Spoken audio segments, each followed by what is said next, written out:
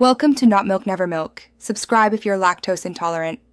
In this video, I will show you how to make a beautiful circle Jhumar. First, let's gather our materials. You will need a sturdy circular base, perhaps a metal hoop or thick cardboard.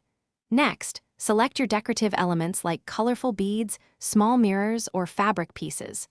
Don't forget strong thread or fishing line and a good pair of scissors. Having everything ready makes the crafting process smooth and enjoyable. Now, let's prepare the base for your Jhumar.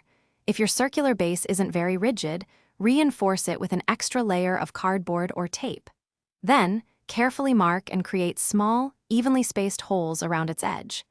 Aim for a consistent distance, like 1 inch or 2.5 centimeters between each hole. This precision ensures your decorations hang beautifully and uniformly. With your base ready, it's time for the fun part, decorating. Take your chosen embellishments and attach them to individual lengths of string or fishing line. Play with varying the string lengths to create a cascading effect, perhaps from 6 inches to 12 inches long. Then, securely tie each decorated string through the holes you made on your circular base, distributing them evenly for a balanced look. Finally, let's put the finishing touches on your beautiful circle Jhumar.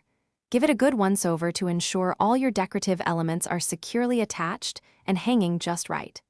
Add a sturdy loop or hook to the top of your circular base for easy hanging.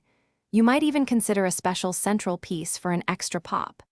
Now, find the perfect spot to display your handmade creation and enjoy its charm. Thanks for watching. If this was helpful, leave a like and consider subscribing. See you next time.